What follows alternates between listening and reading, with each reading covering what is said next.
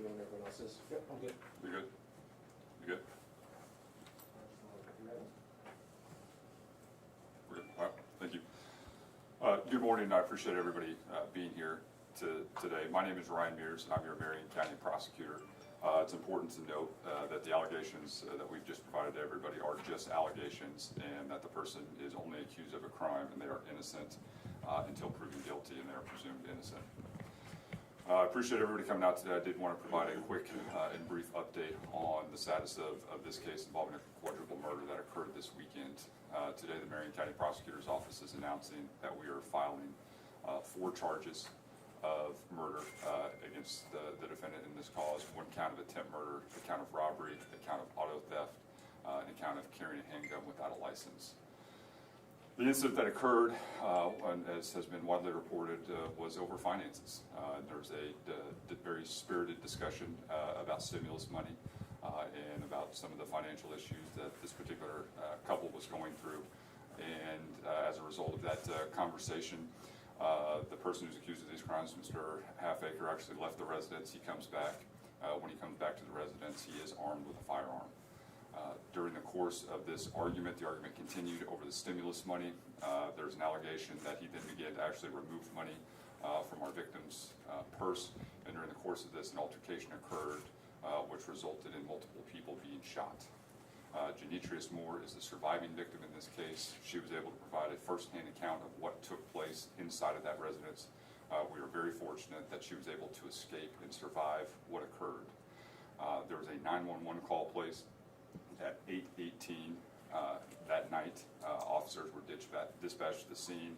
Emergency personnel arrived on scene, and when they took Ms. Moore, when emergency personnel encountered Ms. Moore, she was conscious and alert. She was then transported to a nearby hospital, and she arrived at that hospital at 8:35 p.m. Shortly thereafter, she provided a statement, a more complete statement about what occurred, and provided IMPD officers a brief synopsis of everything that she and her family had just endured, and she had indicated that there were additional victims as a result of this crime. IMPD officers then were able to respond and locate the residence. It did take a little bit of time before they were able to find the residence, and then there was a significant delay before the officers actually made entry into the residence where the shooting occurred. At 9:14 p.m., the officers then did make entry into the residence where they located 4 additional victims. A very intense manhunt occurred to try to locate and track down the individual who was believed to be responsible for this incident, and he was located the very next day. When he was taken into custody, he was able to provide a statement to the police where he recounted his version of events, which are outlined in the probable cause affidavit, and upon reviewing all of that information, we decided that the charges that I just mentioned were appropriate. At this time, I'll take any questions. Any consideration for talk about the death penalty in this case at all? So it qualifies for the death penalty, and there are 3 potential factors which would make this death penalty eligible. The first is that we have multiple victims in a single incident. The second is that there's a robbery that took place during the course of this incident.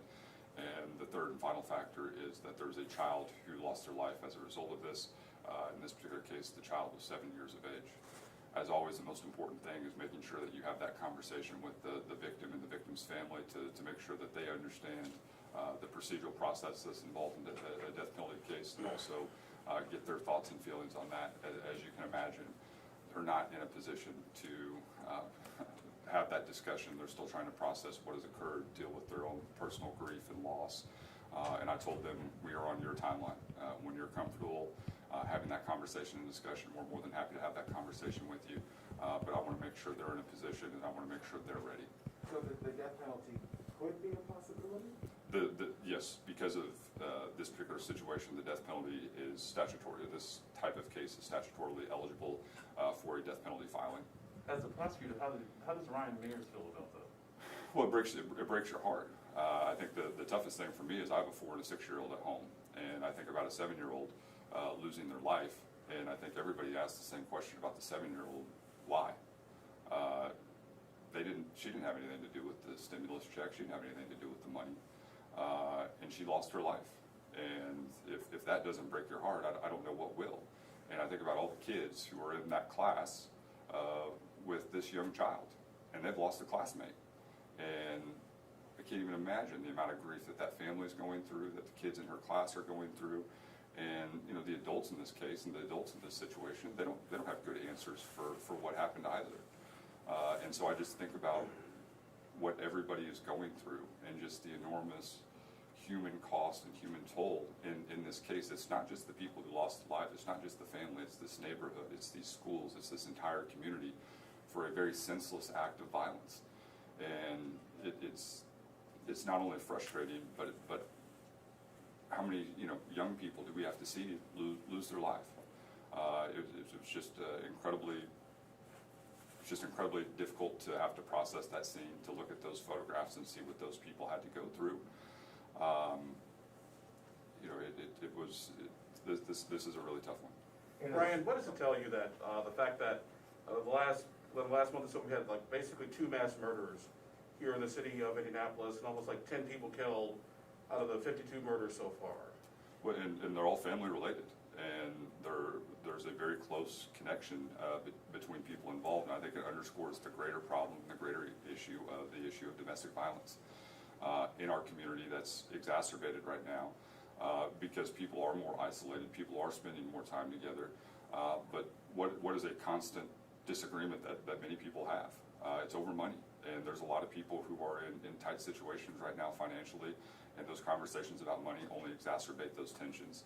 I'm certainly not trying to talk about this case specifically or excuse anyone's behavior, but I think the biggest thing for people who are involved in domestic violence relationships, who are in relationships that are unhealthy, people need to know that they can still reach out, that there is help, that there are resources available to them, and they need to take advantage of it. To everybody who's a neighbor or a friend of someone who's going through a difficult situation, please be that person, not only that takes the phone call to help that person get through difficult times, but also be that person that helps them get the type of help that they need.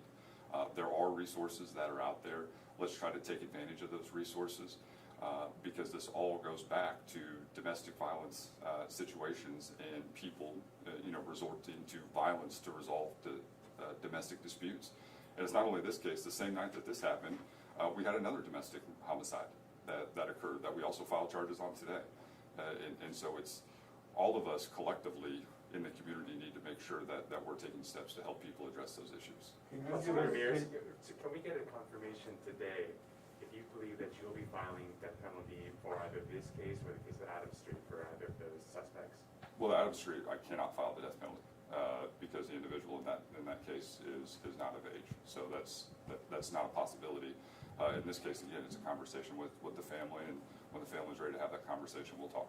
Ryan, can you give us some insight into Malik Halfaker's criminal history, and then specifically, if you've had a chance to review the case, how the allegation that he shot up Demetrius's car in the spring of 2020 never came to fruition, and what was his status? I mean, was he in any sort of a probation violation, anything like that? No, he wasn't on probation at the time. He does have one prior conviction. There were certainly allegations of domestic abuse that had occurred in the past.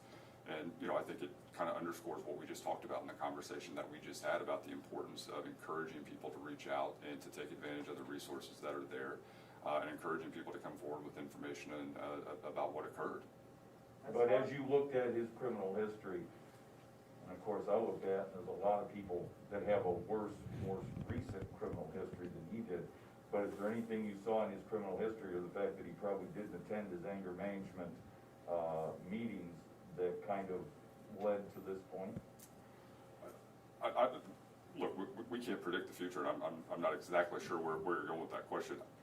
You look at the criminal history, and the criminal history speaks for itself. He has one prior conviction. If you take a look at some of the other people who are involved in the criminal homicide or the criminal justice system who are currently charged with homicides, we're not seeing the terrible, lengthy 10-page criminal histories of the people that we're now charging with murder. We just mentioned the Adams Street case where there's not a lot of criminal history. And so for whatever reason, for first offenses or second offenses, we're seeing some pretty significant crimes. As far as you know, has the suspect Malik expressed any remorse? He did provide a statement information to IMPD detectives after this took place. I don't want to categorize or editorialize what he said. The content of what he said is contained in the probable cause affidavit. Ryan, not to get political here, but with the fact that there are stimulus checks coming out, have you guys seen a spate and increase in domestic violence over stimulus checks? Like I said, once again, people are kind of locked indoors, not working, have the financial issues, that sort of thing. Yeah, unfortunately, for the last year, we've seen domestic violence cases increase. And then, you have the added, I think, tension or conversation about how is that stimulus money going to be divided. I think it's too early to tell. I think it's just now hitting people's bank accounts. We're hopeful people will be able to work out those conversations peacefully and come to some sort of agreement that makes sense for everybody. But one of the things that we have seen is, over the course of the last year, for the most part, if you look at what we file in terms of criminal cases, the filings are down. The exception to that is domestic violence. Those filings, the amount of calls, the amount of runs, those have increased, and we've seen that increase over the last year. What message do you hope today's announcement sends to the community who is still reeling from the deaths of this family?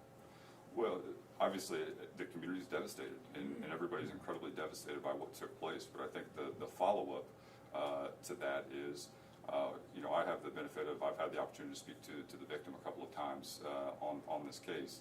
And when I talk to her and I look at the grace and the dignity that she has exhibited and that she's displayed through this process, and the strength that she's shown, tells me that there are some really great people in this community.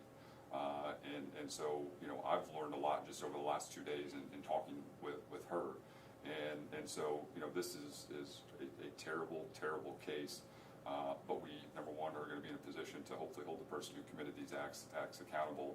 And it also hopefully will shine a light on our victims and the tremendous courage that they show as they go through the process.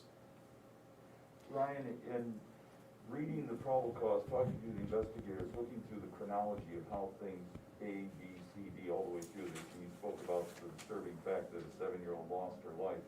But as you read through that, what really stands out to you about the most outrageous or the most craven thing about what was going on either with him or in that house and the way he carried that out? Well, the part that, for me, that I just can't get over is the 7-year-old. And seeing what that scene looked like with her inside the residence, knowing what she had to go through and knowing what the last moments of her life were like, that's the part that is not only sticks with you, but really, I think, puts this case in the proper context of just how incredibly, number one, how violent it was, but also just the tremendous impact that it's going to have on so many people. And it hopefully does have a tremendous impact on people all across the community, just about how terrible this was and what can we do to prevent something like this from happening again. What do you say, Brian, to families and situations that where a victim has gotten a protective order, like in this case, as far as making sure they stick to that? Obviously, there was something going on in the family prior to this horrific shooting. What do you say to those people who have those protective orders, but they're not abiding by them? Well, the first thing is, I understand the complexity and the challenges of domestic violence cases. And the one thing that I'm never going to do, that you're never going to hear me say, is we can't blame victims. It's really tough to get out of a domestic violence relationship. It's really difficult to break that cycle of violence. And so all of us in the community need to understand it might not happen the first time, and we have to have patience.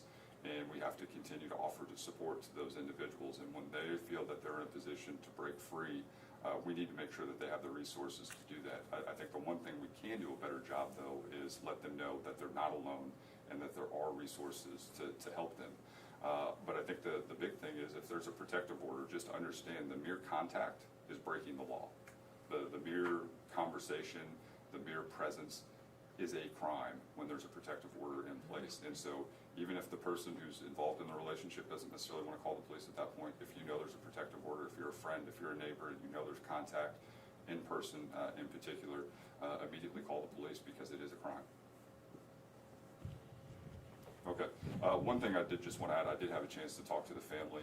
There is a number of GoFundMe accounts out there which are inaccurate and are not going to the family. I did just want to note that we're going to provide a link to the GoFundMe account that the family has specifically provided to us. It will go to Janitrius and her family. And so if you guys could pass that along, I'd also appreciate that, because, you know, certainly that money needs to go to those individuals. Thank you. Okay, do we have a court date yet when